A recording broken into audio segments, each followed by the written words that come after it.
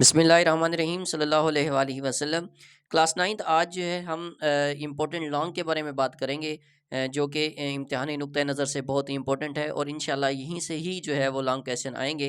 Long question पर जाने से पहले हम जो है स्कीम को पहले देख लेते हैं कि जो इस बार स्कीम है, तो आपके पास जो है ये तीन क्वेश्चन होते हैं लॉन्ग क्वेश्चन, और ए और बी उनके दो पार्ट होते हैं जिनमें से आपने जो है ना दो अडाप्ट करने होते हैं। तो स्कीम के अंदर जो आपके पास ए जूस बनेगी पहले लॉन्ग क्वेश्चन की, वो चैप्टर नंबर 1 में से, और बी जूस जो है वो चैप्टर नंबर 2 से बनेगी। इसी तरह आपके पास जो क्वेश्चन नंबर आपके पास 2 होगा, वहाँ पर जो है ना चौथे चैप्टर से ए जूस बनेगी और 5वें चैप्टर से जो है आपके पास बी जूस बनेगी। इसी तरह आपके पास जो तीसरी जो आपके पास लॉन्ग क्वेश्चन होगा वो होगा चैप्टर नंबर 7 से आपके पास, और चैप्टर नंबर 8 और 6 इन दोनों में से जो है ना आपके पास बी जूस आ सकती है। तो मेरा मशवरा आपको यही है कि आप जो पहले 4 चैप्टर हैं आप उनको कर लें, पहले को, दूसरे को और चौथे और 5वें को। तो इस तरह से जो आपके लॉन्ग क्वेश्चंस हैं वो क्या हो जाएंगे, कंप्लीट हो जाएंगे, और जो आपके पास एक लॉन्ग क्वेश्चन बचेगा वो आपका चॉइस में चला जाएगा। तो चलते हैं हम लॉन्ग क्वेश्चन की जानिब के हमारे कौन कौन से जो है इंपॉर्टेंट लॉन्ग क्वेश्चन हैं जो पेपर के हवाले से बहुत ही इंपॉर्टेंट है, और इंशाल्लाह पेपर में भी वहीं से ही जो है ना क्या करेगा, क्वेश्चन बनाएगा जो एग्जामिनर है। तो आपके पास जो पहला चैप्टर है वो है कैथोड रेस की खसूसियात लिखें। तो कैथोड रेस जो है आपके पास ये 9 बार जो है आ चुका है, पीछे जो साहब इम्तहानात हुए हैं, तो कैथोड रेस वाला क्वेश्चन ज़रूर कीजिएगा। इसके अलावा जो केनाल रेस की 4 खसूसियात हैं आपके पास, ये भी बहुत इंपॉर्टेंट है, इसको भी कीजिएगा। और इसके बाद जो है आपने प्रोटॉन कैसे दरियाफ्त हुआ, इसकी 3 खसूसियात लिखें। ये 7 मरतबा आ चुका है पेपर के अंदर, तो इसको भी ज़रूर कीजिएगा। और इसके बाद रदरफोर्ड का जो एटॉमिक मॉडल है और उसके जो तजर्बात हैं, उसके नताइज का वाला क्वेश्चन ऊपर लिखा हुआ है, ये सारा एक ही क्वेश्चन है, तो इसको भी कीजिएगा। और इस चैप्टर में से आपने जो है ना ये जो आइसोटोप वाला है इसको आपने छोड़ देना है। आखिरी क्वेश्चन करना है रोज़मर्रा ज़िंदगी में आइसोटोप के कोई से 4 इस्तेमालात लिखें।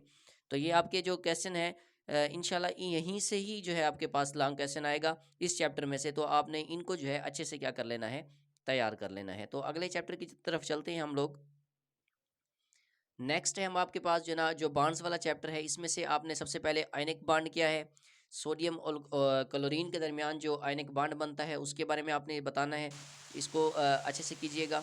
और इसके अलावा आपने जो है ना कोवलेंट कंपाउंड की खसूसियात बयान करें, ये भी बहुत इंपॉर्टेंट है।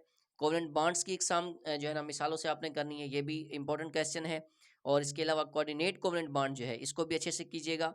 और लास्ट में आपके पास जो आयनिक कंपाउंड की तारीफ है और आयनिक कंपाउंड की खसूसियात हैं आपने इसको करना है। यानी जो जो मैंने जो है अंडरलाइन किए हुए हैं, मेंशन किए हुए हैं, सिर्फ वही लॉन्ग क्वेश्चन आपने करने हैं, अदरवाइज आपने किसी भी किस्म का कोई लॉन्ग क्वेश्चन नहीं करना।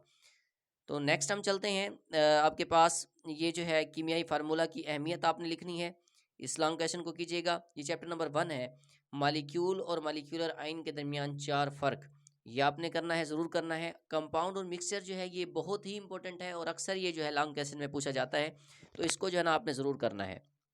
इसके अलावा आपके पास कीमियाई फार्मूला कैसे लिखा जाता है, 5 मराहिल लिखें, ये भी आपका लॉन्ग क्वेश्चन है।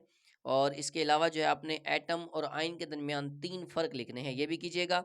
और नीचे जो 6 ग्राम पानी में मोल्स की मिकदार या एटम्स की मिकदार जो है ना आपने क्या करनी है, मालूम करनी है, तो ये आपने नहीं करना, इसको छोड़ देना है। तो और लास्ट जो आपके पास चैप्टर है वो है जो गैसों का कानून है। तो इसमें सबसे पहले आपके पास दिया हुआ है गैसों की कोई सी 3 खसूसियात बयान करें, ये आपने नहीं करना। बॉयल के कानून की तारीफ़ करें और तजर्बे से तस्दीक करें, ये आपने करना है। इसके अलावा चार्ल्स के गैसेस के कानून की तारीफ़ कीजिए और तजर्बे से इसकी तस्दीक कीजिए, ये भी आपने करना है। इसके अलावा आपने एवापोरेशन और उस पर असरअंदाज होने वाले जो फैक्टर्स हैं उनको भी करना है। वेपर प्रेशर पर असरअंदाज होने वाले फैक्टर की वजाहत करनी है। इसके अलावा बॉइलिंग पॉइंट की तारीफ़ करनी है। और इसके अलावा ये जो आपके पास माई की डफियन है, उस पर असरअंदाज होने वाले असरात या फैक्टर्स जो हैं उनको आपने लिखना है, ये भी आपने तैयार कर लेना है। और इसके अलावा माई की डफियन का इन्हिसार किन फैक्टर्स पर होता है, तो ये जो दोनों क्वेश्चन हैं एक ही हैं, तो इनमें आप एक करेंगे तो ये दोनों हो जाएंगे। और लास्ट में जो इमारफस ठोस और क्रिस्टलाइन ठोस है, इसको आपने बिल्कुल नहीं करना। ये क्वेश्चन है इंपॉर्टेंट और आपने सिर्फ यही क्वेश्चन जो है तैयार करने हैं, और इंशाल्लाह यहीं से ही जो है पेपर बनेगा।